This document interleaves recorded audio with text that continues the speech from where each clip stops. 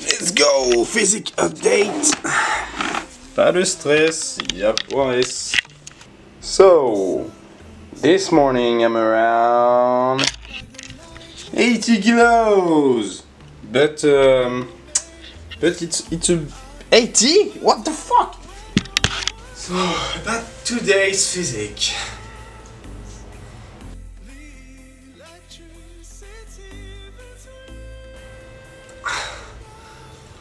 Alright. Salut. Salut à tous les athlètes et bienvenue dans cette nouvelle vidéo.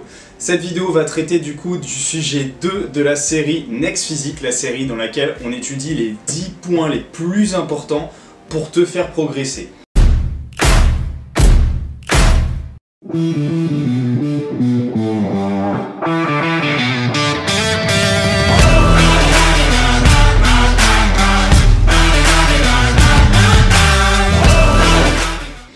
Ces 10 points les plus importants sont basés sur une prise de masse que j'ai fait la dernière année, évidemment pas basé que sur ça, basé sur des études, basé sur la science, basé sur des choses concrètes que j'ai pu appliquer et que sur lesquelles je peux vous faire un retour d'expérience en vous donnant aussi des connaissances pratiques, théoriques sur les sujets qu'on va traiter ensemble.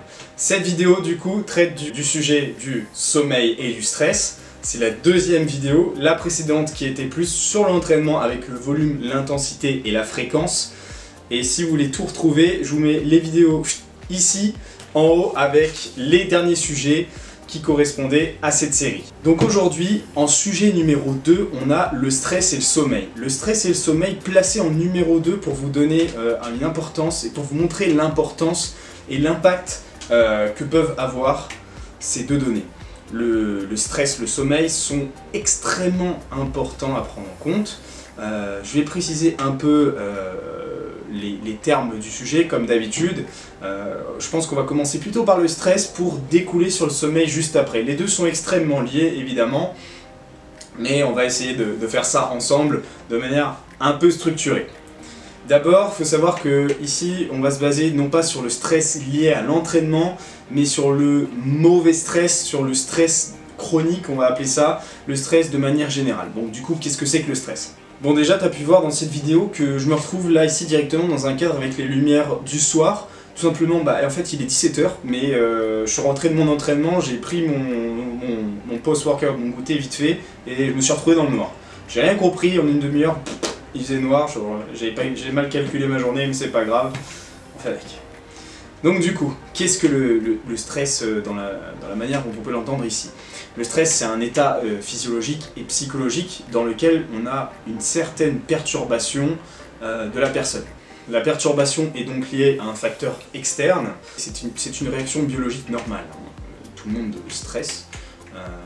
De manière générale, il ne faut pas forcément voir le stress comme un élément ultra négatif. Il faut stresser. Hein. Je rappelle, je fais un lien par rapport à l'entraînement, c'était pas le sujet, mais si vous ne stressez pas à l'entraînement, on va y avoir des petits soucis, et ça, c'est nécessaire, entre guillemets. Donc ici, sur le mauvais stress, ce mauvais stress donc du coup a certains impacts. Ça se résume pas forcément qu'à du psychologique, hein. Il y a aussi un fonctionnement interne, des conséquences internes entre guillemets, mais aussi des conséquences qui rejaillissent sur mon comportement. De l'anxiété, de la peur, de l'irritabilité, parfois de l'agressivité, ça va dépendre. L'hormone la plus connue et celle que l'on considérait comme la plus liée à cet état de stress négatif, c'est le cortisol. Le cortisol, c'est une hormone, c'est celle pour laquelle on va essayer de se concentrer ici. Mais attention, pas de catégorisation, le stress comme le cortisol par exemple peut aussi être nécessaire. Donc par rapport à l'entraînement, il va être nécessaire pour certains mécanismes, pour certaines adaptations, il va falloir qu'il y ait du bon stress. Donc la situation dans laquelle on va essayer de placer un point d'attention ici, c'est le stress chronique. Le stress chronique, c'est celui qui perdure, qui peut perdurer pendant une longue période, c'est celui qui est là, qui est présent pendant un laps de temps assez important. C'est un laps de temps dans lequel le stress, donc la production de cortisol va être importante ou rester importante, elle va diminuer mais pas non plus retomber à un état idéal.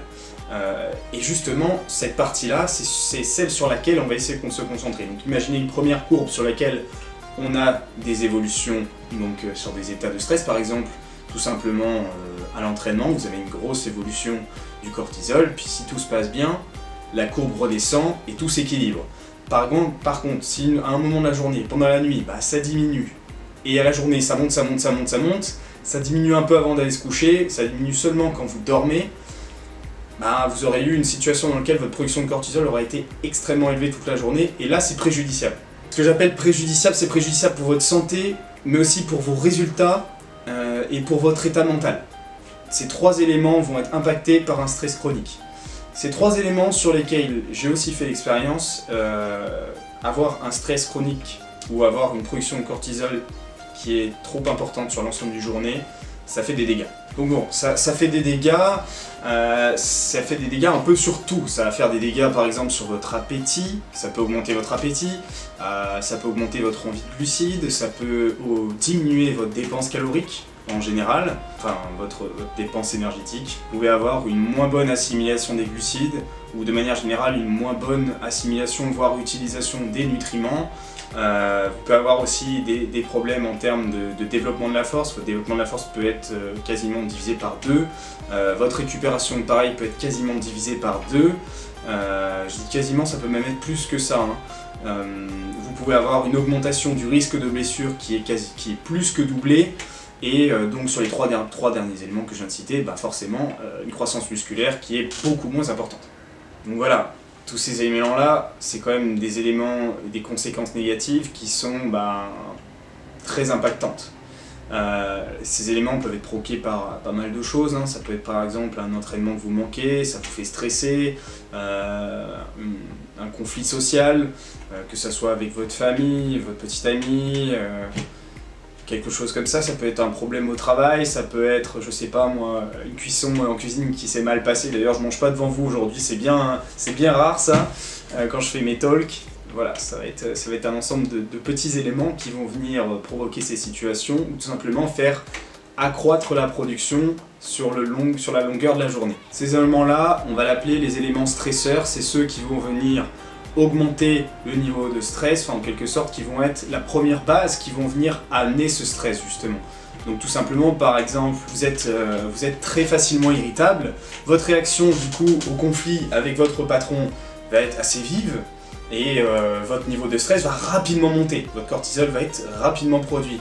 Maintenant, est-ce que cette stressabilité, elle va être conservée? Si vous continuez à être par exemple de mauvais poil et à mal prendre par exemple le fait qu'il ait rigolé sur la victoire de l'OM sur un classico, et par exemple si vous étiez supporter de l'Olympique Lyonnais et que vous prenez vraiment très mal et que tout au long de la journée vous y pensez, peut-être que à ce niveau-là, c'est même quasi sûr, votre niveau de cortisol, grosse production toute la journée.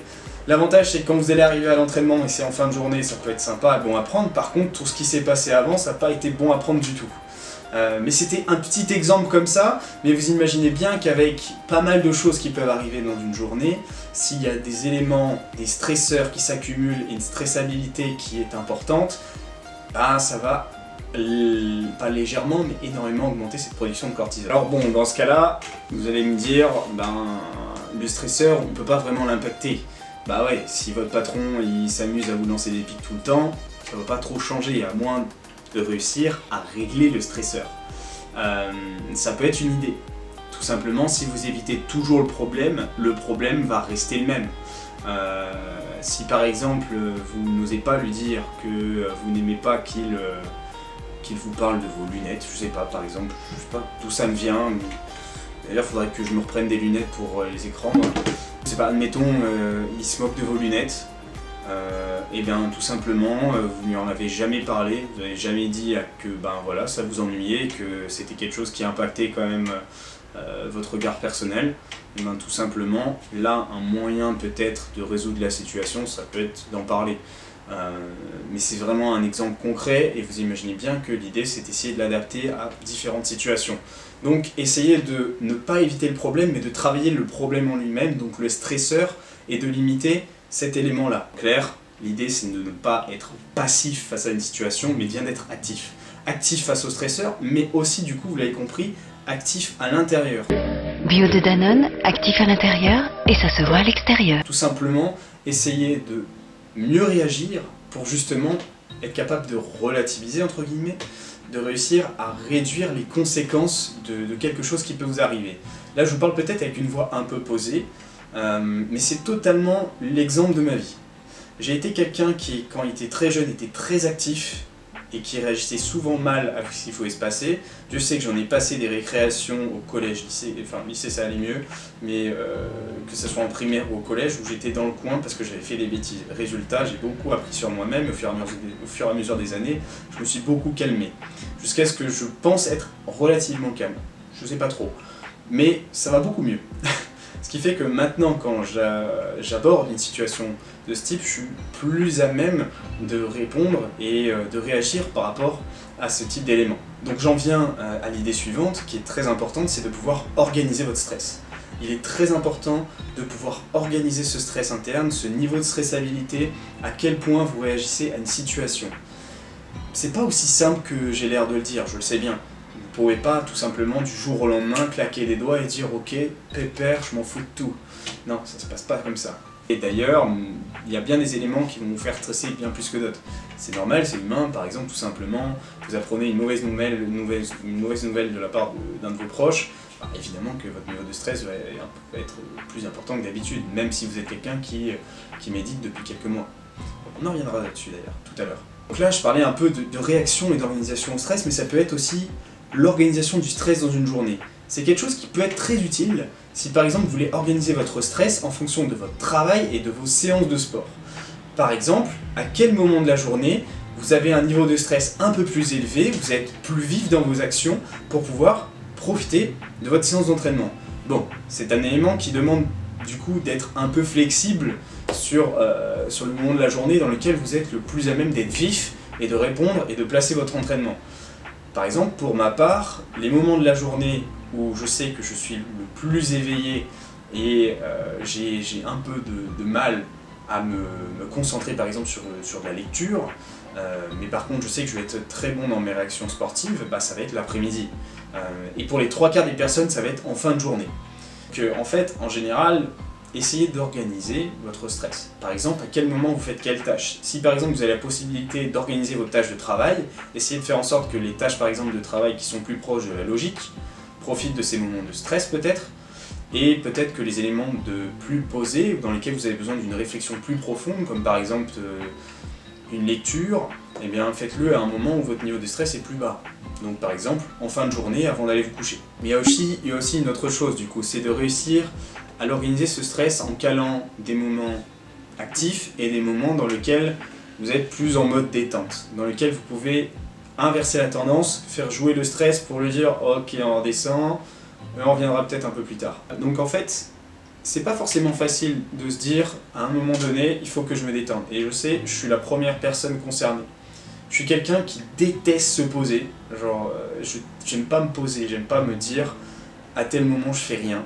C'est vraiment le genre de choses dans lesquelles j'ai beaucoup de mal, même à la salle de sport quand je vais m'entraîner, je fais mes séries et entre chaque série je suis sur mon téléphone en train de soit préparer un post Instagram, soit vérifier les vidéos, les exécutions de mes clients en termes de mouvement par exemple, ou discuter avec mes clients ou les personnes avec qui je travaille en coaching, mais jamais je pose mon téléphone entre mes séries et je regarde et je réfléchis, je me réfléchis, enfin en quelque sorte je réfléchis pas à quelque chose de concret, et je me pose et je prends mon temps. C'est quelque chose que voilà, pendant mes séries je suis concentré, je fais ma séance par exemple.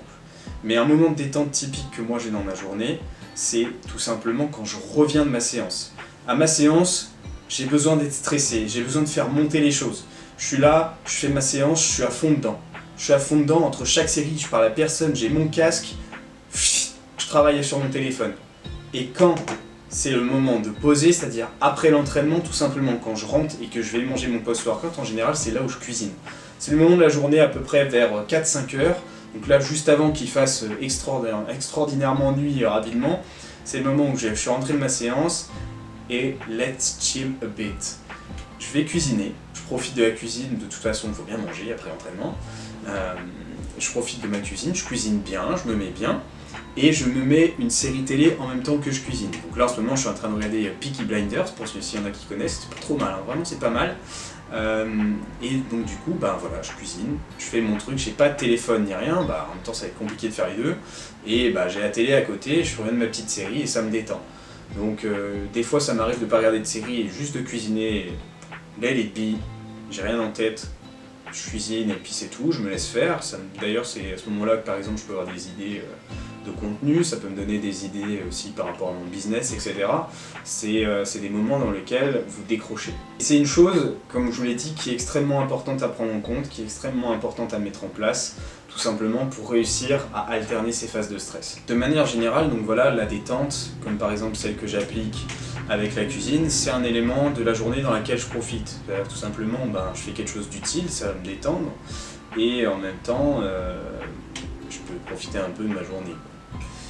Mais vous ne pouvez pas faire ça toute la journée, évidemment. Donc l'idée, c'est comme j'ai dit, c'est d'essayer d'organiser les choses. Il y a d'autres choses qui vont venir être plus profonds en termes de relaxation et qui vont extrêmement vous aider. Et ça, je sais que là, ce que je vais vous dire, ça va vous paraître bizarre pour certains. Et sans doute que s'il y a des jeunes personnes qui voient cette vidéo, vous allez vous dire, mais lui, il est fou, quoi. Donc tout simplement, je vous ai parlé de méditation tout à l'heure, c'est vraiment un cadre de relaxation dans lequel vous êtes en puissance de relaxation, mais vous imaginez même pas l'impact que ça peut avoir, en fait.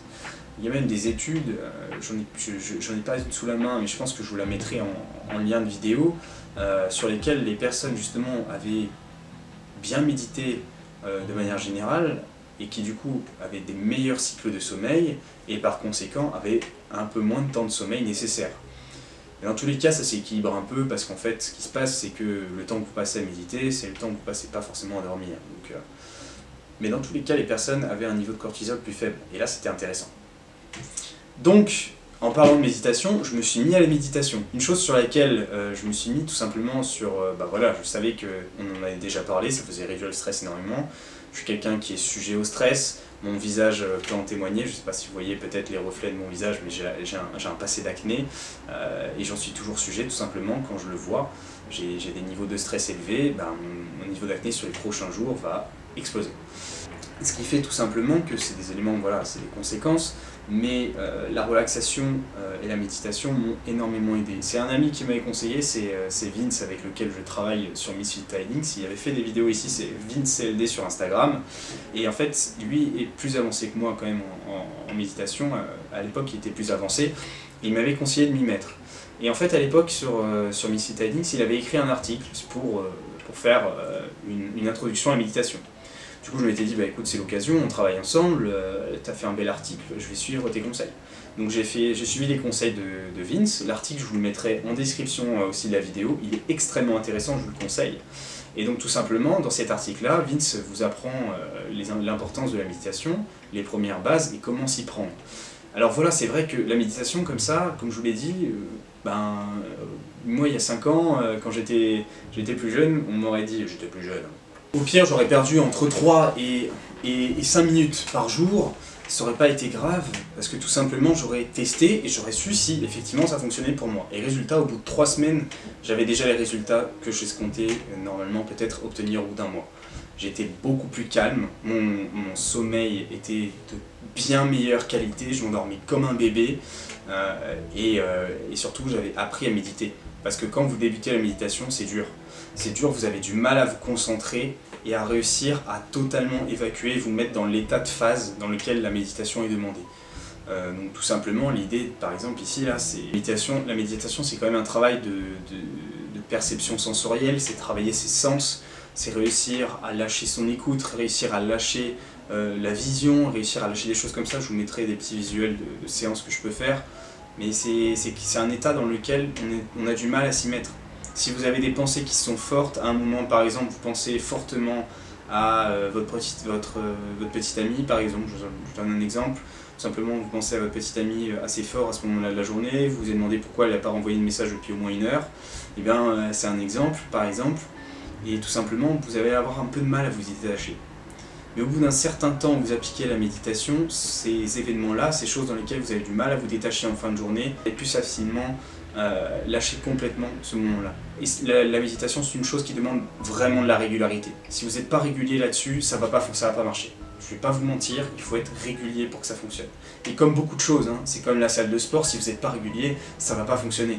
Si vous n'êtes pas régulier dans votre diète, si un jour sur deux vous faites un cheat meal, ben ça va pas aller non plus, quoi. Donc en quelque sorte, le corps aime la régularité. C'est une chose que j'aime bien dire. La régularité est vraiment quelque chose que le corps aime et qui fonctionne sur un ensemble de thématiques qui est tellement large, un tel panel que la régularité est aujourd'hui, pour moi, un des éléments les plus importants pour te faire progresser. Évidemment, la musculation par exemple, le travail de force, donc que ce soit pour nous, pour moi, je veux dire dans le body, ou que ce soit pour les personnes que je peux suivre, par exemple CrossFit, en haltéro ou autre, ils sont aussi sujets par exemple à la surcharge progressive, à une très bonne récupération, comme tout sportif d'ailleurs, et donc toute personne serait concernée par ce chapitre aujourd'hui. Le stress et le sommeil sont des points que tu dois absolument travailler pour réussir à être dans le meilleur état de récupération et de construction possible. Mais aussi sur ta santé, ça va beaucoup jouer. Si toute ta journée, t'as pas un moment où tu bailles, t'as tout gagné. Par contre, si tu commences à bailler à des moments de ta journée, c'est qu'il y a des petits trucs par exemple à régler.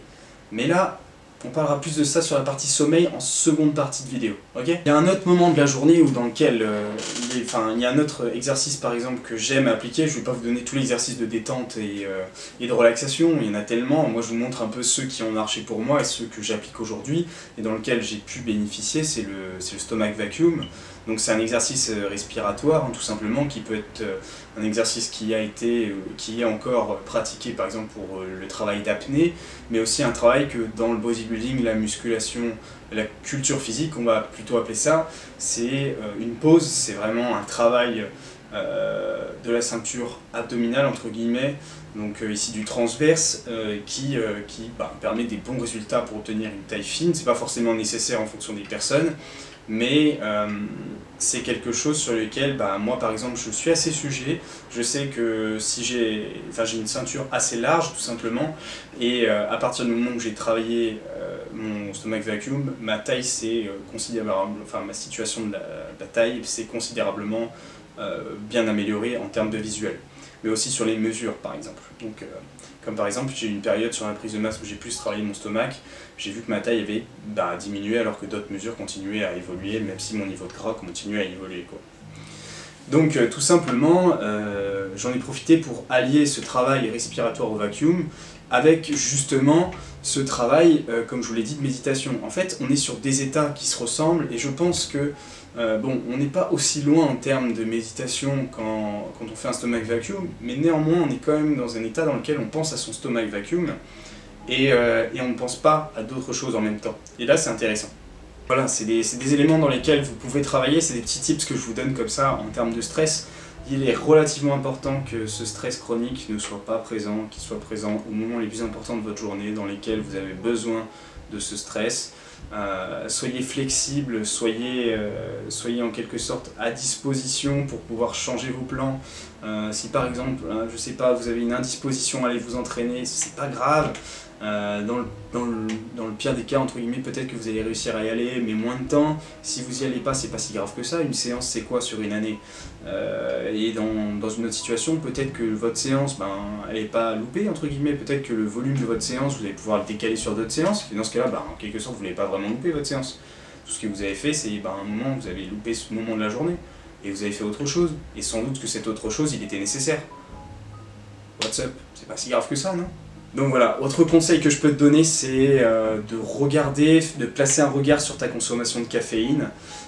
C'est vraiment une des choses que je vois très souvent sur les personnes avec qui je travaille en suivi, en coaching. Souvent quand je me renseigne sur mes clients, dès la première rencontre, etc., dès le questionnaire de renseignement qu'on fait remplir à les personnes avec qui on travaille, la consommation de caféine est souvent bien trop élevée, trop régulière.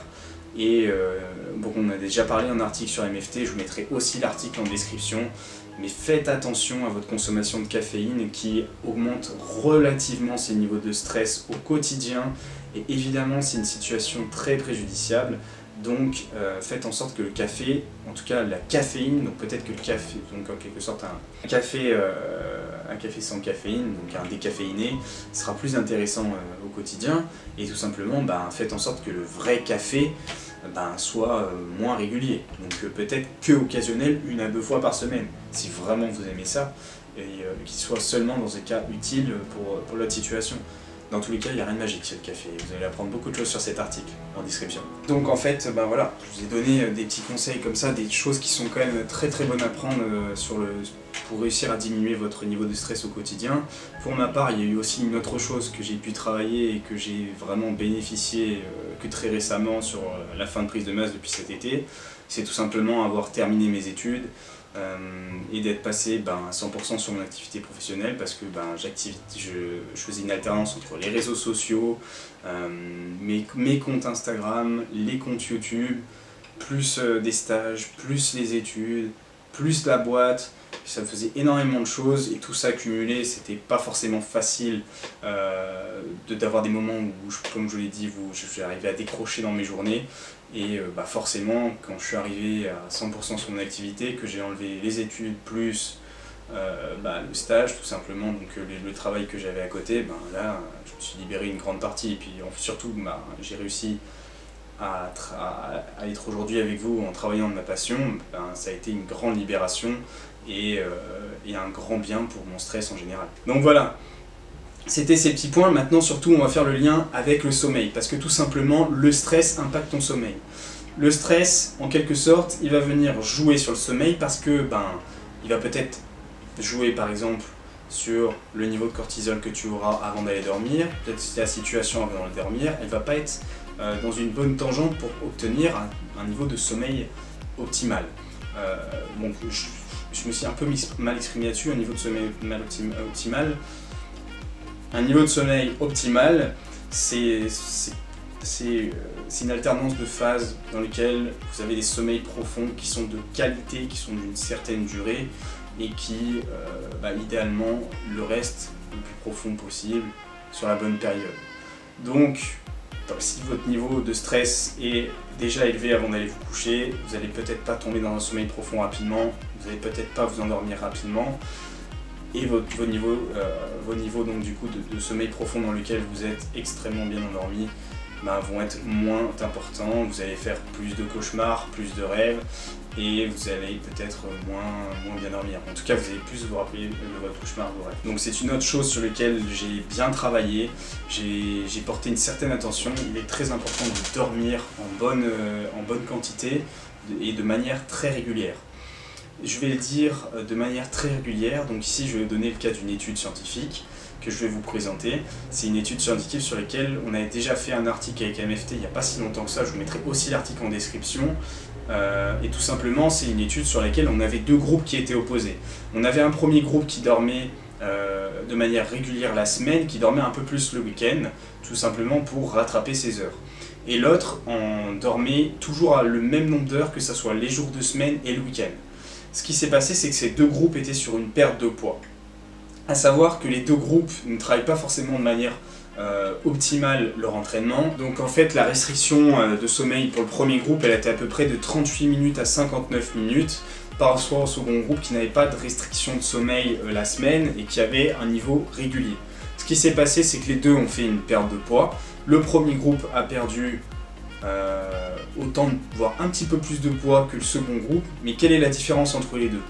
Le groupe qui était sur un sommeil régulier a fait à peu près une perte de 81% de masse grasse sur sa perte de poids, et le reste, donc du coup, c'était du muscle. Donc il a perdu à peu près 17% de muscle sur cette perte de poids. Et le premier groupe, qui avait une petite restriction en semaine et qui le rattrapait le week-end, ils ont eu des données complètement inversées. Les 17% de perte de muscle qui étaient de l'autre côté, chez eux ça a été les 17% de masse grasse. Donc du coup tout le reste c'était quoi? C'était du muscle.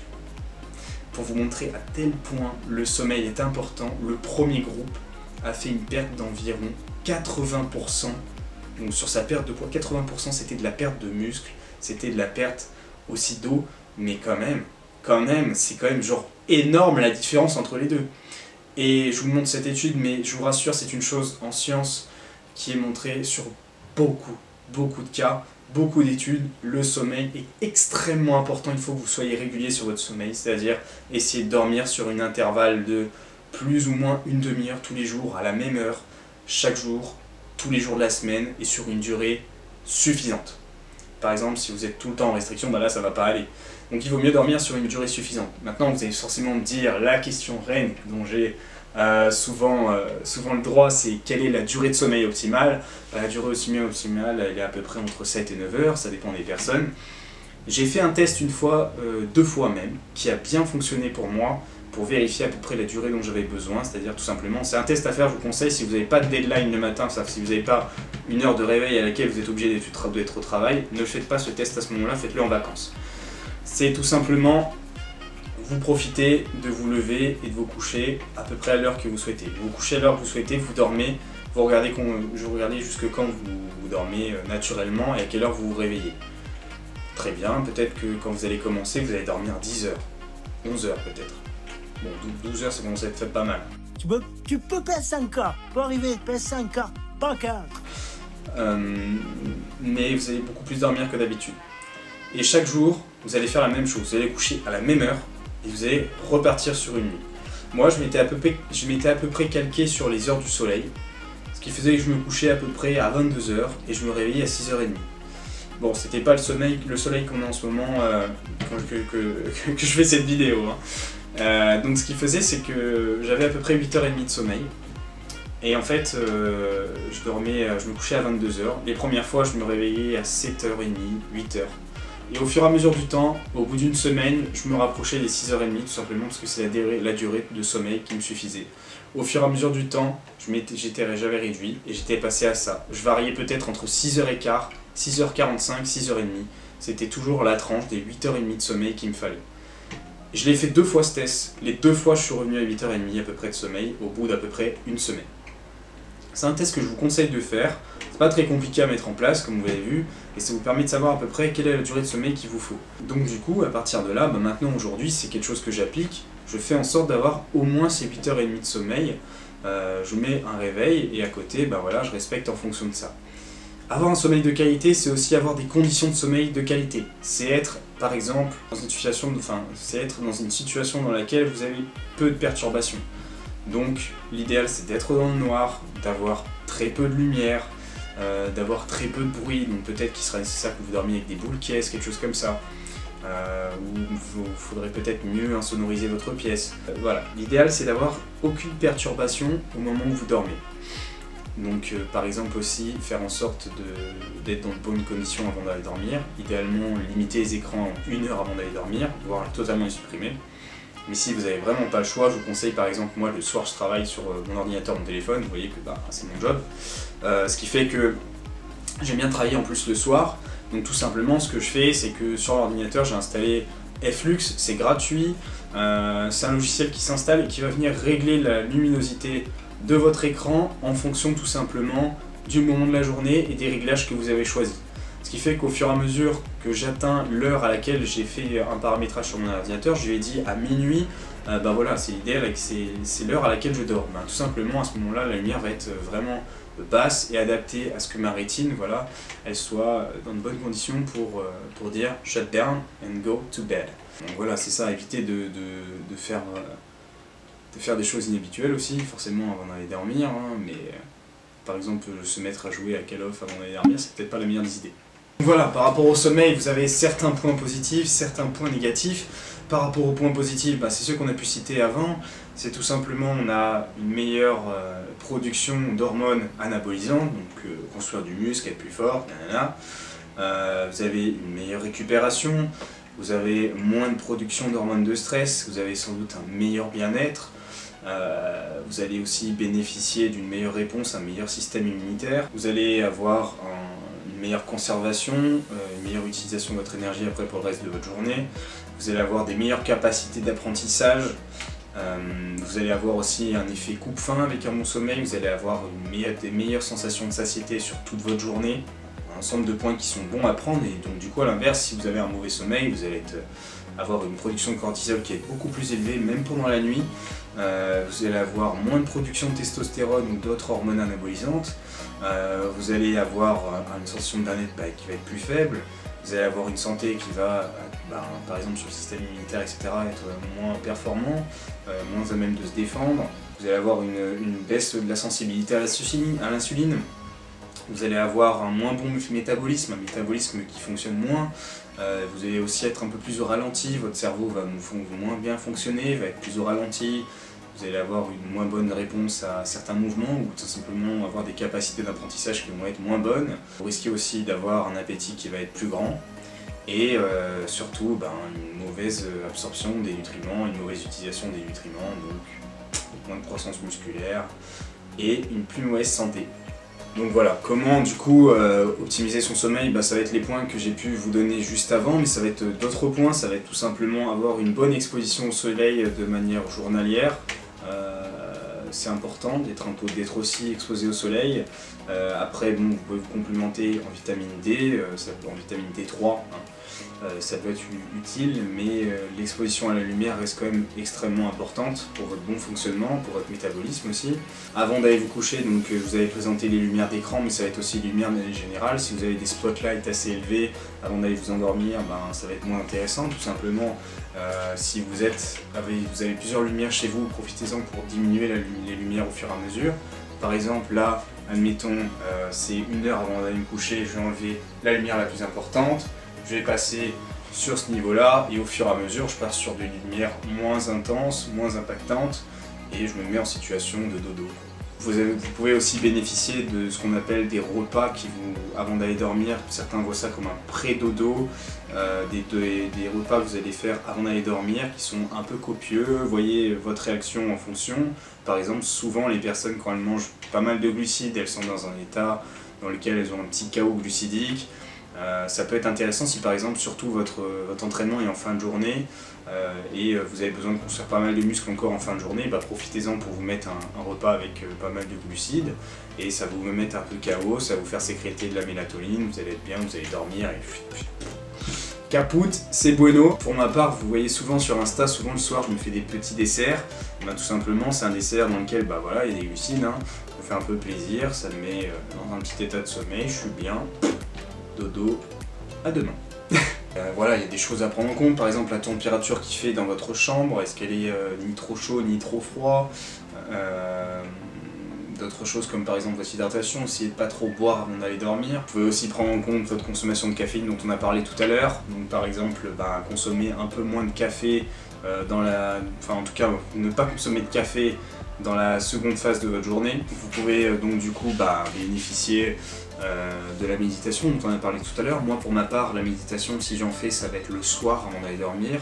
En général ça m'apaise, ça m'enlève toutes les pensées que je peux avoir par exemple quand je vais au lit. Si c'est dans une situation surtout dans laquelle vous avez en général un fonctionnement qui est encore assez élevé avant d'aller dormir, et comme ça vous permet de mettre un shutdown tout simplement, ça vous met un arrêt, vous êtes hors de pensée et vous vous mettez dans une situation dans laquelle tout va bien et vous allez dormir. Et je peux vous garantir que vous allez très bien dormir après ça. Autre chose par exemple qui peut vous aider, ça peut être aussi régler une carence en magnésium. Si vous avez peut-être potentiellement une carence en magnésium et qu'avec une consommation d'un magnésium qui soit suffisamment intéressant, donc une vraie source de magnésium, comme par exemple pour ma part c'est du bisglycinate, mais si vous avez d'autres comme du citrate de magnésium, c'est très intéressant. Le bisglycinate, je l'ai chez Bulk Powders, il est juste ici, je vous le ramène. Donc voilà, pour ma part, c'est le magnésium que j'ai chez Bulk. Si ça vous intéresse d'ailleurs, avec la vitamine D3 dont on a parlé tout à l'heure, je l'ai aussi chez Bulk Powders. Vous avez moins 20% avec le code JulienBBR. Donc ça c'est une autre chose à prendre en compte avant d'aller dormir. Sur le dernier repas du coup de la journée, ça peut être intéressant. Donc pour ma part, c'est pas l'alimentation qui pose problème, c'est plus la sudation, j'ai une sudation importante et du coup c'est quand même à prendre en compte. Donc il y a des pertes évidemment, donc vous perdez des minéraux et vous pouvez perdre aussi cette partie-là. Donc voilà, ça c'est les éléments qui m'ont concerné et qui vont t'aider, j'en suis certain. Il y a d'autres éléments, je pourrais faire une vidéo qui fait, je sais pas, 3 heures sur le stress et le sommeil, mais voilà, le but c'est que je te donne quand même des choses que j'ai faites, des choses que j'ai expérimentées, que j'ai pu mettre en place et dont je suis certain que ça va t'aider. On a fait le tour des sujets, on a fait le tour des différents points qui concernent le stress et le sommeil. J'espère que tu prendras tout ça au sérieux et que tu essaieras de faire des choses, de prendre des choses en considération, parce que je peux te garantir que c'est une base de tes résultats, de bien dormir et de ne pas être trop stressé au quotidien. Donc, je vais me rasseoir correctement. J'espère que cette vidéo t'aura plu. J'espère que cette série te plaît, cette série Next Physique sur laquelle je t'aborde les différents points sur lesquels tu peux progresser. Je rappelle toujours, comme un fan vidéo, merci d'avoir suivi ça. Si tu as aimé l'ensemble de ce contenu, je t'invite à liker, voire à le commenter. Tu sais très bien que c'est ce qui fait vivre une chaîne, c'est ce qui permet aussi pour moi d'être mieux référencé, mais aussi de construire le prochain contenu. Donc laisse ton pouce, abonne-toi si ça t'intéresse ce contenu, et en commentaire, je t'invite soit à ce qu'on discute des différents sujets, mais aussi si tu veux qu'on discute du sujet de la semaine prochaine. Du coup, qu'est-ce qui se passe dans la prochaine vidéo? La prochaine vidéo, c'est le point numéro 3. Et le point numéro 3, je me rappelle plus. C'est quoi le point numéro 3? Donc voilà, pour rappel, le sujet de la prochaine vidéo, ça sera la surcharge progressive. La surcharge progressive, l'idée est d'avoir une amélioration des performances à terme, donc tout simplement améliorer tes performances au fur et à mesure pour respecter l'idée du plus gros plus fort et du plus fort plus gros. Donc si tu as des questions sur ce sujet, n'hésite pas à les poser en commentaire, parce que comme toujours, ça oriente la prochaine vidéo. Donc n'hésite pas, pose-moi tes questions, on y répond du coup la semaine prochaine ou dans 2 semaines, c'est à peu près la régularité des vidéos. J'essaye toujours de prendre mon temps pour bien faire des vidéos. Comme vous voyez, les sujets sont toujours à peu près d'une demi-heure, donc je préfère faire du contenu de qualité que de m'arrêter sur une vidéo qui fait 10 minutes où j'ai pas bien exposé un sujet. Normalement la surcharge progressive ça pourrait être un peu plus court, on verra comment je m'organise et surtout en fonction des questions que vous me posez. Donc d'ici là, écoutez, portez-vous bien, salut les athlètes, à la prochaine! Comme toujours pour ceux qui sont intéressés, je vous invite à aller voir en description le lien pour les coachings. Et si ça vous intéresse de travailler avec un professionnel, de travailler avec des professionnels, des personnes qui vous aident sur votre programmation, sur votre santé, sur le sommeil, sur le stress, on est là pour vous. Si vous voulez travailler avec moi et que je m'occupe de vous, n'hésitez pas, vous aurez toutes les infos en bas en description. Salut!